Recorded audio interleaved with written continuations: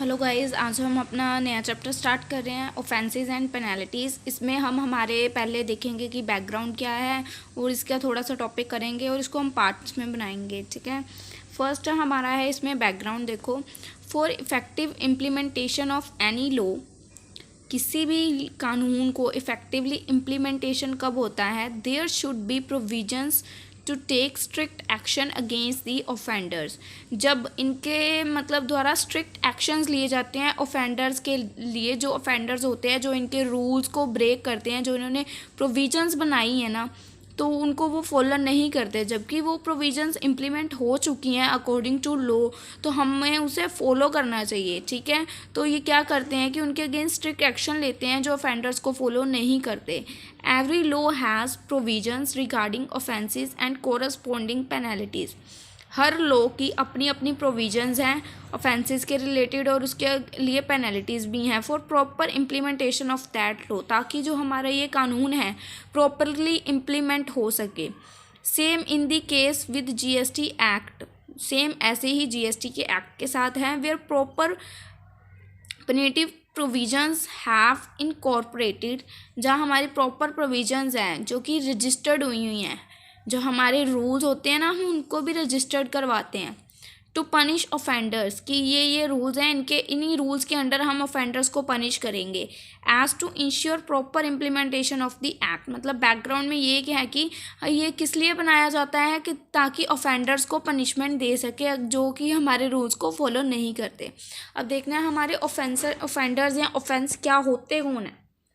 Oxford dictionary define it as a breach of law और rules. जो breach तोड़ते हैं कानून को या रूल्स को, वो इलीगल एक्ट होता है एक तो। ठीक है, therefore where the provisions of the act are not follow, जहाँ provisions rules and regulations act के फॉलो नहीं होते, इट इज़ एन ऑफेंस। वो क्या होता है, हमारा ऑफेंस होता है। ऑफेंस का समझ आया, where the provisions of act are not follow, that is offence.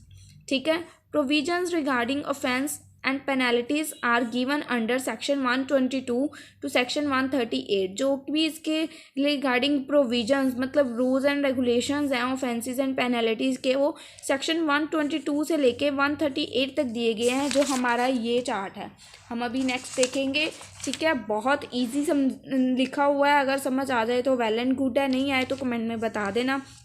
ठीक है, 122 टू 138 है सीजीएसटी एक्ट के अंडर इसको बताया गया। अब देखते हैं हम पेनल्टी क्या होती है, क्योंकि ये तो ऑफेंस एंड पेनल्टी है ना, उसी के अंडर गिवन है, तो हमें ऑफेंस का पता चल गया कि वो प्रोविजंस होती हैं।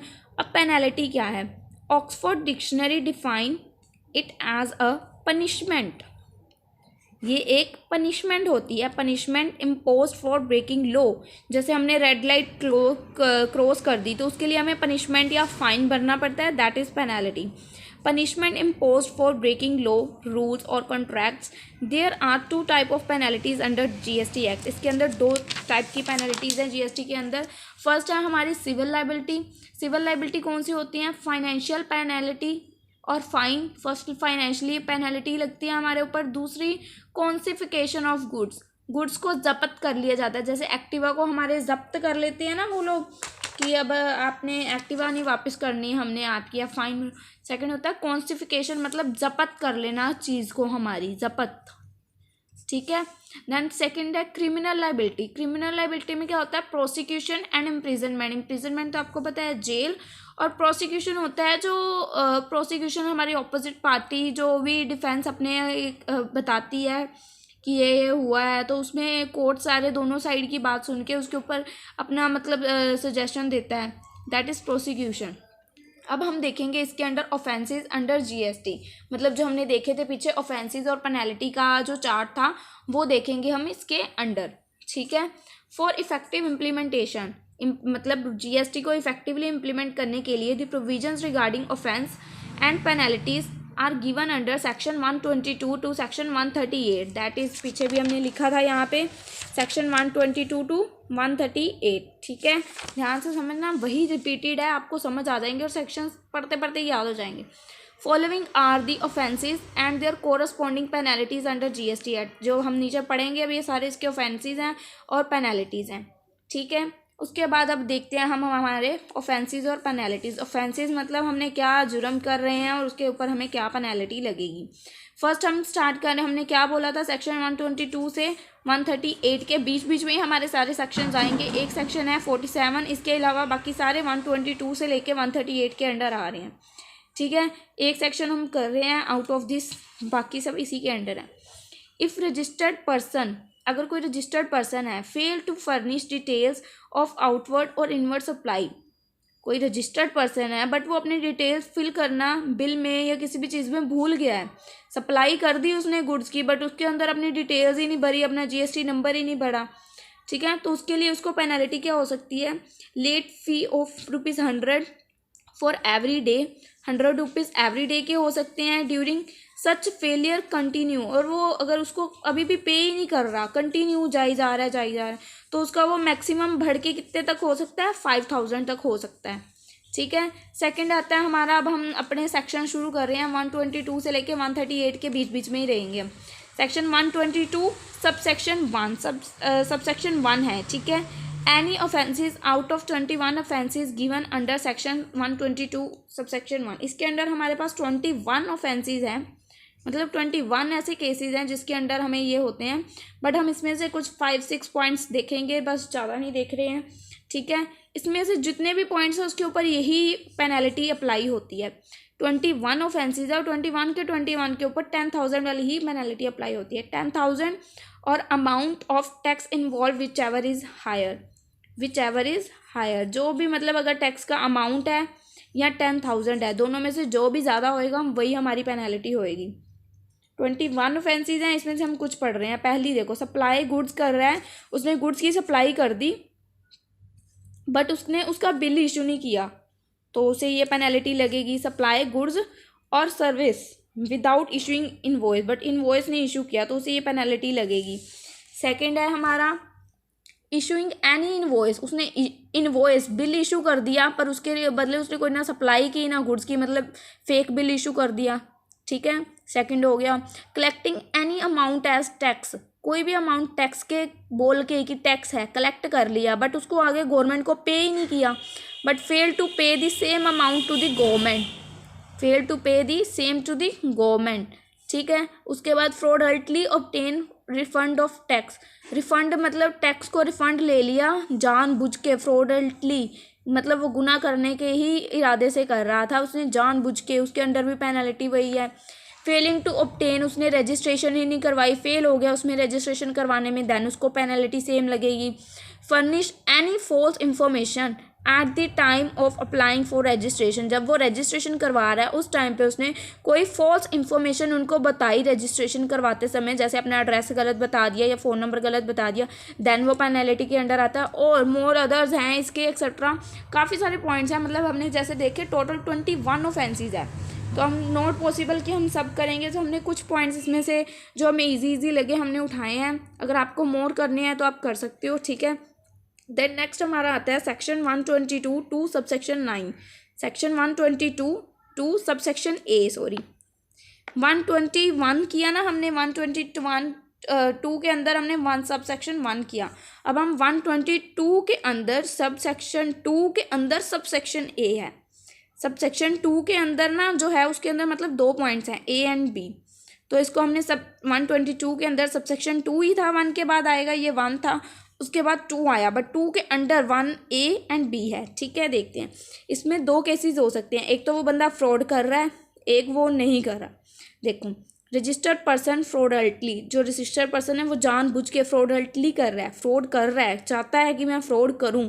डज नॉट पे टैक्स, उसने पहले तो टैक्स नहीं पे किया, या जो पे किया उसको कम पे किया, मतलब जिससे उसका 10,000 बनता था उसने उसमें से कम जैसे 5,000 पे किया, जानबूझ के किया फ्रॉडल्टली। और अवेल आईटीसी रोंगली, आईटीसी को जानबूझ के अवेल करवा लिया खुद के लिए, दैन उसके लिए पेनल्टी क्या बनती है 10,000, और जो उसका टैक्स ड्यू था, जो ना दोनों में से जो भी हायर होएगा वो उसको पेनल्टी एज और पे करना पड़ेगा। और इसका सेकंड पॉइंट क्या बनता है कि अगर वो फ्रॉड, इसमें तो जानबूझ के फ्रॉड कर रहा था, बट इसमें रजिस्टर्ड पर्सन अनइंटेंशनली नॉट फ्रॉडल्टली, वो अनइंटेंशनली, मतलब उसको पता नहीं चला, गलती से हो गया, जानबूझ के नहीं किया उसने, ठीक है। यहाँ डज नॉट पे टैक्स और शॉर्ट टैक्स, ये यही पॉइंट्स है। अवेल ITC रोंगली, मतलब उसने अनकंडीशनली अनइंटेंशनली हो, उसने जानबूझ के, वो उसकी इंटेंशन नहीं थी ये करने की। देन उसको पेनल्टी क्या लगेगी, 10,000 तो लगेगी। बट जो उसका टैक्स ड्यू था, यहाँ पे पूरा का पूरा था, यहाँ पे 10% ऑफ टैक्स ड्यू, जो भी उसका टैक्स ड्यू है उसका 10%, दोनों में से विच एवर इज़ हायर, जो भी होगा वो इसकी पेनल्टी होएगी, ठीक है। 2 पॉइंट है, इसमें वो फ्रॉड करना चाहता था, इसमें वो नहीं करना चाहता था। 122 सबसेक्शन 2 का A सेक्शन, 122 सबसेक्शन 2 का B सेक्शन, ठीक है। देन हमारा आता है 122 का सबसेक्शन 3। हमारे 122 के 3 सेक्शंस बन रहे हैं। 1, 2 के अंदर 2 पॉइंट्स एंड देन थर्ड में क्या है, where any person is not directly involve in any evasion but may, evasion means चोरी, आई होप सबको पता है, ठीक है। Where any person is not directly involve in any evasion but may be a party to evasion, but उनकी party से उसका linked है, ठीक है, बट वो डायरेक्टली इन्वॉल्व नहीं है, तो पता चल जाता है कि उनको कोर्ट को, तो पेनल्टी क्या होती है उनकी 25,000 तक होती है। नॉट एक्सटेंड, पेनल्टी में एक्सटेंड टू 25,000, पेनल्टी उनकी बढ़कर 25,000 तक जा सकती है, अगर वो ऐसा कोई केस होता है तो ऑफेंस होता है, ठीक है। देन उसके बाद 123, persons covered under section 150 for failure to furnish information return, पर्सन जो कवर होते हैं सेक्शन 150 फॉर फेलियर, जो हो जाते हैं अपनी फर्निश करने में, इंफॉर्मेशन रिटर्न में, फिल करने में, उनके लिए 100 रुपीज़ एवरी डे फाइन होता है। They furnish return subject to maximum, और उनका फाइन कितने तक जा सकता है, 5,000 तक, ठीक है। 123, 124 में क्या होता है, इसमें तो उसने सिर्फ रिटर्न में इंफॉर्मेशन फिल नहीं की, हो सकता है गलती से छूट गई हो, ठीक है। देन उसमें तो फाइन ये है, but person covered under section 151 don't furnish information, furnish information तो फर्निश की ही नहीं, और विलफुली नहीं की, विलफुली फर्निश फॉल्स रिटर्न, जानबूझकर गलत रिटर्न फाइल की, तो उसमें जो उसका फाइन होएगा 10,000 तक होएगा, 10,000 तक बढ़ के जा सकता है। बाकी इसमें वही है, it offence continuous penalty of 100 every day, it offence continue, अगर ऑफेंस मतलब क्राइम कंटिन्यू चलता रहता है देन 5,000 तक, बट इसकी बढ़ के 10,000 तक जा सकती है पेनल्टी, बट इसकी 5,000 तक ही रहेगी, ठीक है। Then section 125 general penalty for offence not covered under other section, जो इसकी जर्नल पेनल्टीज होती हैं, जर्नल पेनल्टीज होती हैं जो ऑफेंसेस की, वो under not covered under other section, किसी और सेक्शन के अंडर कवर नहीं होती, इसकी भी जो पेनल्टी होती है 25 से तक बढ़ सकती है, 25,000 तक बढ़ के जा सकती है, बट उससे ज़्यादा नहीं बढ़ेगी, ठीक है। 26 में क्या होता है, इसमें जो माइनर है, एक माइनर बच्चा है, उसने कुछ गलती कर दी, माइनर ब्रीचेज, ठीक है, माइनर ने कोई रूल इनका ब्रेक कर दिया, where amount of tax involve, जिसमें टैक्स का अमाउंट 5,000 तक था, ठीक है, 5,000 तक था, और ओमिशन है, जान गलती से हो गई, मिस्टेक हुई without fraudulently and it is rectified, और उसको वो रेक्टिफाई भी कर रहा है कि मैंने जानबूझ के नहीं किया, गलती से हो गया, देन तो नो पेनल्टी। अगर वो माइनर है और अमाउंट 5,000 से कम है जिसका हुआ है पंगा, तो उसमें कोई पेनल्टी नहीं लगेगी, ठीक है। देन हमारा नेक्स्ट है सेक्शन 129, 126 के बाद रिलीज ऑफ सीज, अगर हम जैसे कोई हमारी चीज़ सीज हो जाती है ना, दुकानें को सीज कर जाते हैं, जो चेक करने आते हैं, रेट मारने आते हैं, वो सीज कर देते हैं, उसको रिलीज़ किया है। Release of seized detain and taxable goods, ठीक है, टैक्सेबल गुड्स को रिलीज़ कर दिया उन्होंने। देखो अगर तो जिस शॉप को जैसे सोच लो सीज़ किया था, अगर तो उसको सीज़ ओपन कर रहे हैं, जैसे अगर तो उसका owner comes forward for payment, अगर तो ओनर कम बाहर आ जाता है कि हाँ जी आप ओपन कर दो, मैं टैक्स की पेमेंट कर रहा हूँ, देन तो उसको penalty 100% tax payment on such goods, जो भी उसकी थी उसको 100% टैक्स पेमेंट करना पड़ेगा।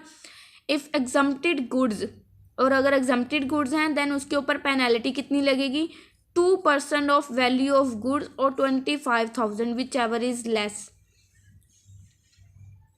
Which ever is less, 2% of value goods के ऊपर या 25,000 विच एवर इज लेस होएगी वो लगेगी, ठीक है। और if owner does not come forward for payment of penalty, इसमें ओनर बाहर आ गया तो 100% पेमेंट होएगी। अगर ओनर बाहर नहीं आ रहा, उसके कंपनी के बंदों को पेमेंट करनी पड़ रही है, देन पेनल्टी क्या होएगी, 50% of the value of goods, 50% होएगी। ठीक है, अब इसमें 100% था तो टैक्स कम था, अब 50% है तो ये वाली पेनल्टी ज़्यादा हो जाएगी एग्जम्प्टेड वाली। उन्होंने तो पैसे कवर करने हैं, चाहे इधर से घुमा लें इधर से घुमा लें, उनके पास पैसे जाने चाहिए। ठीक है, अब यहाँ पे एग्जम्प्टेड गुड्स पे पेनल्टी की परसेंटेज 5% हो गई, 5% ऑफ वैल्यू ऑफ गुड्स और 25,000 विच एवर इज लेस। ठीक है, देन नेक्स्ट है हमारा सेक्शन 130 कॉन्सिफिकेशन ऑफ गुड्स। अगर हमारे गुड्स को जब्त कर लिया है उन्होंने, goods can be confiscated and person will be liable to penalty under section 122। अगर गुड्स को कॉन्सिफिकेट कर ले तो पर्सन उसके लिए लाइबल होएगा। 132 के अंदर certain offences mention under section 132 and amount of tax involve in more than specified limit. काफ़ी सारे सेक्शंस इन्वॉल्व हैं, मेंशनड हैं अंडर सेक्शन 132 के अंदर, और अमाउंट जो टैक्स का है वो ज़्यादा है स्पेसिफाई लिमिट से। अगर तो इसके लिए क्या होता है, प्रोसिक्यूशन, इम्प्रिजनमेंट और 1 to 5 ईयर्स, इसमें जेल हो सकती है 1 से 5 साल के लिए। ठीक है, अगर कोई ऑफेंस कंपनी के द्वारा ऑफेंस किया जाता है, ऑफेंस बाय कंपनी, अगर कोई कंपनी फ्रॉड करती है, every person who has incharge of company, जो भी बंदा कंपनी का इंचार्ज होएगा, व्हेन ऑफेंस वाज कमिटेड, जब ऑफेंस होएगा तो वो सब लाइबल होएंगे, जो जो बंदे कंपनी के इंचार्ज होएंगे। ठीक है, यह हमने सेक्शन 122 से लेके 138 तक के सेक्शंस को अपने कवर कर दिया। इसके अंडर एक सेक्शन हमारा है 147, इसको हमें रिमाइंड रखना पड़ेगा। ठीक है, आई होप समझ आया क्या था आज का topic. Next topic next video में।